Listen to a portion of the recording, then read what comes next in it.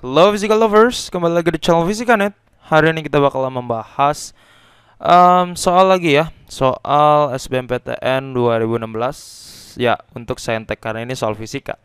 Well, em, seperti biasa, jangan lupa untuk ajak teman kalian untuk belajar bersama kalian. Dan iya, jangan lupa juga untuk klik like, subscribe, juga share videonya ke teman-teman kalian. Dan iya, komen juga buat kalian yang mau, misalnya materinya mau dibahas gitu ya, mau bahas apa gitu. Misal mau bahas konsep gaya kak, nah nanti tulis aja di kolom komentar. Nanti kita baca, habis itu kita coba bahas. So, hari ini kita bakal membahas konsep dari fluida dinamis. Em, Kemarin kita udah sempat bikin video tentang itu ya, pesawat Sriwijaya SJ182 itu ya. 182 bukan? Oke lah. Pokoknya pesawat Sriwijaya yang kemarin kan kita udah pernah bahas ya. Ada konsep Bernoulli. Jadi ya itu juga konsep dari fluida dinamis. Well, kita nggak cuman harus sih, tapi kita memang harus paham yang namanya hukum Bernoulli ya. Hukum Bernoulli. Hukum Bernoulli itu ngomongin apa sih kak gitu ya? Hukum Bernoulli itu ngomong tentang tekanan ditambah dengan setengah rho v kuadrat ditambah dengan rho gh sama dengan konstan.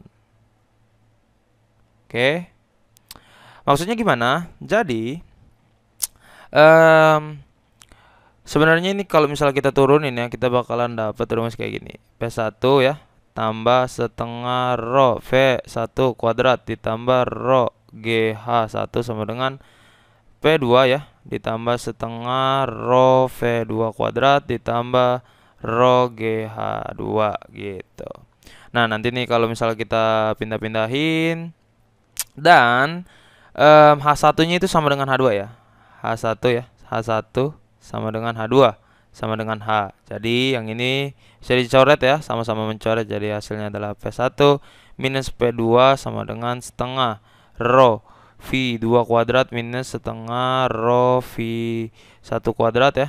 Ini berarti P1 min P2 sama dengan setengah rho dikali V2 kuadrat minus V1 kuadrat gitu. Nah, ini yang kemarin kita bahas untuk menggunakan buat nyari konsep. Aduh dulu. Sorry. Ya, untuk buat dapetin konsep dari tekanan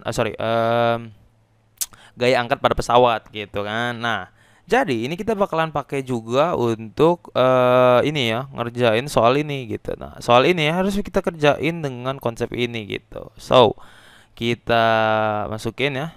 Coba ya, sebentar. Oke, jadi kita udah dapat rumusnya ini ya. Nah, ini rumusnya. Tapi pasti ada yang nanya, kenapa bisa dapat rumusnya kayak gitu kak? Kan kita nggak tahu nih kenapa bisa jadi kayak gitu. So, kita bahas dulu ya sebentar. Jadi kalau di soal udah ditulis ya, sebuah cairan mengalir melewati pipa mendatar yang luas penampangnya makin mengecil. Oh iya, kita harus baca soal dulu ya. Aduh, kita udah bahas konsepnya tapi ya. Oke. Jadi kita bakal membaca dulu soalnya gitu ya. Sebuah cairan mengalir melewati pipa mendatar yang luas penampangnya makin mengecil. Pada ujung pipa yang besar, air memiliki kelajuan 3 meter per second. Dan kelajuan air di ujung pipa kecil ya. Tadi ya yang besar ya, ini yang kecil. Itu 5 meter per second. Nah, kalau beda tekanan antara kedua ujung pipa adalah 2,8 kilopascal, maka kerapatan cairan yang mengalir dalam pipa adalah gitu ya. So, kita udah dapat rumusnya tapi kita nggak tahu kenapa dia kayak gini. So, berarti kita harus tahu dulu ya, gitu kan. Nah, jadi kita gambarin, kita gambarin dulu nih. Oke, sebentar. Nah, jadi kalau kita lihat-lihat ya, ini kita lihat ya. Kalau kita lihat-lihat, oke. Jadi di sini ada nanti V1 ya, kecepatan yang pertama gitu kan. Nah, di sini bakalan terjadi V2 gitu. Nah, terus di sini ya, ini yang diarsir ya, ini yang diarsir itu adalah luas penampang yang pertama gitu kan. Nah, yang ini yang udah kearsir duluan itu adalah luas penampang yang kedua.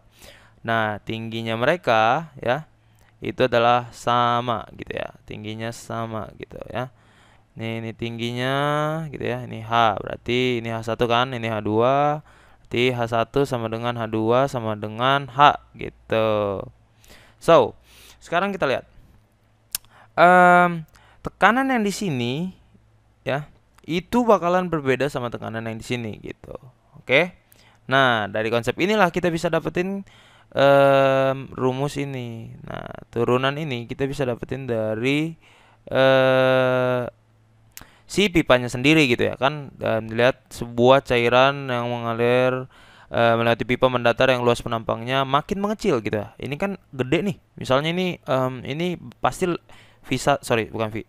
A1 itu bakalan lebih besar daripada A2 gitu kan. Kenapa? Karena kan yang dibilang kan di sini mengalir melalui pipa mendatar yang luas penampangnya makin mengecil gitu. Dari gede ke kecil gitu. Berarti luas penampang pertama itu bakalan lebih besar daripada luas penampang yang kedua gitu. So, kita udah tahu nih eh dari mana rumus ini datang dan kita udah turunin ya dari konsepnya hukum Bernoulli jadi kayak gini gitu kan.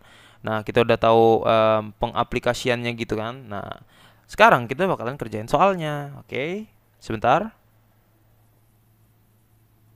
Nah, sekarang kita jawab soalnya gitu ya. Di soal kita udah tahu ya. V1 ya, itu sama dengan 3 meter per second. Oke, V2-nya sama dengan 5 meter per second. Kenapa V1 lebih besar? Kenapa V1 lebih kecil daripada V2? Nah, ini karena tadi kan udah ada tuh yang gambarnya ya. Jadi kan kalau yang lubangnya agak gede ya. Nah, ini lebih besar dan yang kecil itu bakalan berbeda. Karena apa? Karena yang lebih gede itu kecepatannya bakalan gimana ya? Normal gitu loh. Jadi kecepatan awalnya bakalan normal gitu. Nah, sedangkan di yang kecil itu bakalan lebih cepat. Kenapa seperti itu? Ya eh coba kalian andaikan pakai kalau misalnya lagi mandi. Pernah nggak kalian jahil gitu ya? Keran ya kan? Nah, ini misalnya ada keran gitu kan. Set set set set set set set set set, set. Nah, ini keran kan air gitu. Terus kalian tutup gitu sedikit apa namanya? Jalan keluarnya air gitu ya, tutup pakai tangan gitu kan, pakai jari sedikit gitu kan, terus tiba-tiba ternyata dia lebih cepat gitu. Nah, jadi pengaplikasiannya sama kayak gitu. Jadi kalau misalnya luas penampangnya kecil ya, itu bakalan bikin kecepatan si air atau fluidanya bakalan lebih besar gitu. So, sekarang kita udah tahu juga delta P ya. Aduh duh, ini delta P-nya nih. Delta P itu sama dengan 2,8 kilopascal. Oke. Delta P itu sendiri apa sih delta P? Delta P itu adalah P1 minus P2. Nah, jadi kita udah dapet nih. Kalau kita masukin ke konsepnya berarti 2,8 kilopascal ya, itu sama dengan nanti ini kita tinggal kaliin 1000 ya, kayak gini. 2,8 dikali 10 pangkat 3 Pascal. Oke, langsung aja ya. Ini nggak usah ya. Ini nggak jadi. Dikalikan dengan setengah setengah rho dikali V2. V2 nya berapa? 5 kuadrat minus 3 kuadrat gitu kan. Ini 2,8 dikali 10 pangkat 3 ya, paskalnya nanti aja. Oke, berarti ini adalah 1/2 rho 25 dikurangin 9 ya. Ini berarti 2,8 dikali 10 pangkat 3 sama dengan setengah rho dikali 16 ya. Oke, berarti ini adalah 16 set. Oke, berarti ini kalau misalnya kita pindahin berarti ini adalah 2 dikali 2,8 dikali 10 pangkat 3 dibagi 16. Gitu kan, sama dengan rho gitu. Nah, karena kan yang ditanyakan kerapatan.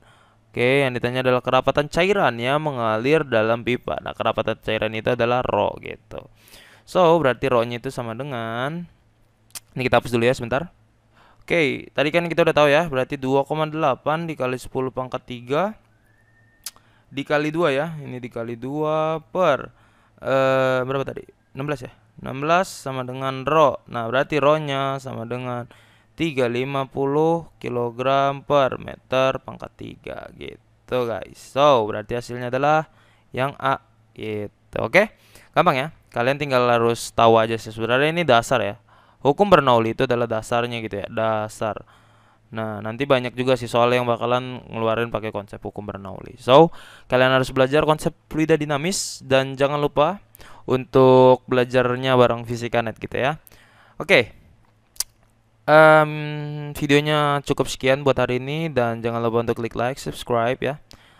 Klik like, subscribe, share juga, dan ya, keep it up.